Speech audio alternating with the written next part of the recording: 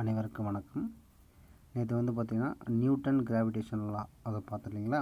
அதை பேஸ் பண்ணி என்ன பண்ண போகிறோம் அப்படின்னா ஒரு சம் நம்ம என்ன பண்ண போகிறோம் அப்படின்னா எக்ஸ்பிளைன் பண்ண போகிறோம். ஓகேங்களா? இங்கே வந்து பார்த்திங்கன்னா எக்ஸாம்பிள் வந்து பார்த்தீங்கன்னா 6.1 பாருங்கள். Consider 2 point masses M1 and M2. ஓகேங்களா? இது ஒரு பாயிண்ட் மாஸ் M1 M2 ரெண்டு பாயிண்ட் மாஸ் கொடுத்துருக்காங்க. Both are separated by distance வந்து பார்த்தீங்கன்னா 10 மீட்டர்ஸ் அப்படின்னு சொல்லியிருக்காங்க. ஓகேங்களா? இப்போ நம்ம என்ன கால்குலேட் பண்ண போகிறோம் அப்படின்னா கால்குலேட் த ஃபோர்ஸ் ஆஃப்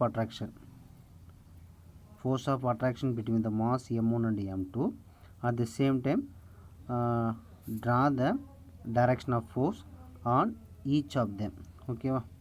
இப்போது ரெண்டு மாசு இன் பிட்வீன் இருக்கக்கூடிய டைரக்ஷன் ஆஃப் ஃபோர்ஸை வந்து பார்த்தோன்னா நம்ம என்ன பண்ண போகிறோம் அப்படின்னா மென்ஷன் பண்ண போகிறோம். ஓகேங்களா? அதையும் கொடுத்துருக்காங்க பாருங்கள். சொல்யூஷன் என்ன அப்படின்னா ஃபஸ்ட்டு நம்ம என்ன கால்குலேட் பண்ண போகிறோம் அப்படின்னா force of attraction between the two masses தான் நான் கால்குலேட் பண்ண போகிறேன். ஓகேங்களா? அதுக்கு நான் எந்த லாவை யூஸ் பண்ண போகிறேன் அப்படின்னா நியூட்டன் கிராவிடேஷன் லா அதை நம்ம யூஸ் பண்ண போகிறோம். அது நம்மளுக்கு தெரியும். ஓகேங்களா? என்னது அப்படின்னா F vector is equal to Newton gravitation லானா நான் என்ன சொல்லியிருக்கேன் அப்படின்னா the strength of the force of attraction between the two masses is directly வந்து பார்த்தீங்கன்னா strength of the force is directly proportional to or force of attractions between the two masses அப்படின்னு எடுத்துக்கலாம். அப்போது ஆக்சுவலி இங்கே என்ன லா அப்படின்னா நம்ம இங்கே கொடுத்துருக்காங்க பாருங்கள். நியூட்டன் லா ஆஃப் கிராவிடேஷனில் வந்து பார்த்தீங்கன்னா the strength of the force of attractions is directly proportional to, ஓகேவா? Force is directly proportional to product of the two masses M1 and M2 divided by, and then force is என்ன சொல்ல போகிறோம் அப்படின்னா inversely proportional to square of the distance between the masses அப்படின்னு சொல்லுவோம். இதை தான் நம்ம நேற்று எக்ஸ்பிளைன் பண்ணோம். இதை பேஸ் பண்ணி பார்த்தீங்க அப்படின்னா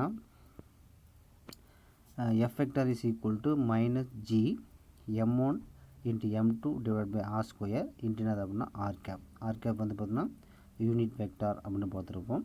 இந்த நெகட்டிவ் சைன் எதை இண்டிகேட் பண்ணோம் அப்படின்னா நம்ம இது பார்த்தீங்கன்னா அந்த நெகட்டிவ் சைன் வந்து பார்த்தோன்னா இண்டிகேட்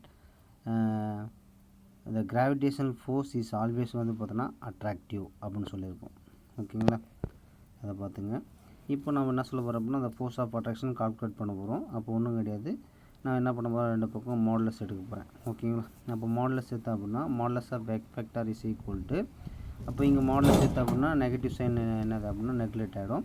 அப்போ G into M1 into M2 divided by R square modulus of என்னது அப்படின்னா R cap. Modulus of R cap value வந்து பார்த்தீங்கன்னா 1 அப்படின்னு நம்மளுக்கு தெரியும். அப்போது F is equal to G into M1 into M2 divided by R square. இப்போ நம்மளுக்கு கிராவிடேஷனல் கான்ஸ்டன்ட் வேல்யூ நம்மளுக்கு தெரியும் 6.7. ஓகேங்களா? 6 என்னது அப்படின்னா 67 அப்படின்னு கொடுத்துருக்காங்க.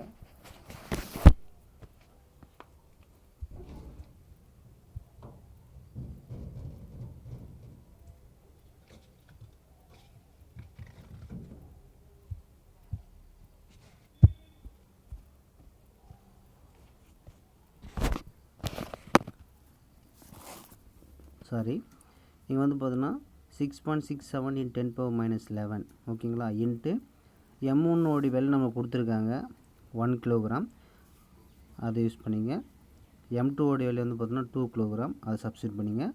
அண்ட் தென் டிஸ்டன்ஸ் பிட்வீன் தான் என்னது அப்படின்னா 2 மாசஸ் வந்து பார்த்தீங்கன்னா 10 மீட்டர். ஓகேங்களா? அப்போ அதை ஸ்கொயர் பண்ண அப்படின்னா 100ன்னு வரும். அப்போ என்ன கிடைக்கும் அப்படின்னா 10 ஸ்கொயர் அப்படின்னு நம்ம ரைட் பண்ணலாம். இப்போது 6.67 into 2 நான் ப்ராடக்ட் பண்ண அப்படின்னா 13.34 in 10 power அப்படின்னா minus 11 இன்ட்டு இங்கே இருக்கிற வேல்யூ மேலே கொண்டு போனோம் அப்படின்னா 10 power minus 2. 10 power minus 11 in 10 power minus 2 add பண்ண அப்படின்னா F is equal to 13.34 in 10 power minus 13 Newton அப்படின்னு கிடச்சிருக்கு. ஓகேவா? இதுதான் வந்து பார்த்தோன்னா the force of attractions between the என்னது அப்படின்னா 2 masses அப்படி நம்ம என்ன பண்ணுறோம் அப்படின்னா கால்குலேட் பண்ணியிருக்கோம். ஓகேங்களா? இங்கே பாருங்கள்,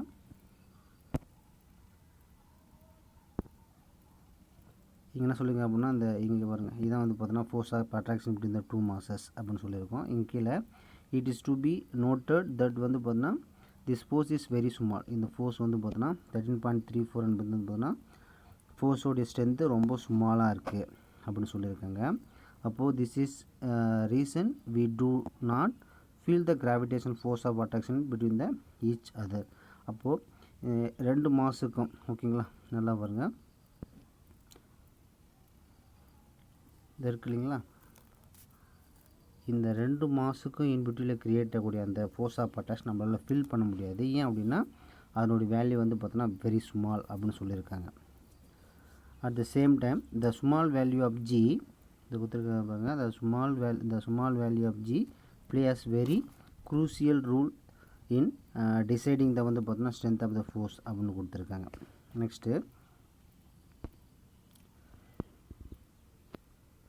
த ஃபோர்ஸ் ஆஃப் அட்ராக்ஷன்ஸ் இது கொடுத்துருக்காங்க இல்லைங்களா, கீழே பாருங்கள், த ஃபோர்ஸ் ஆஃப் அட்ராக்ஷன்ஸ் F21 vector experience by the mass வந்து பார்த்தோன்னா M2 டியூ டு வந்து பார்த்தோன்னா M1 is in the negative y directions அப்படின்னு கொடுத்துருக்காங்க.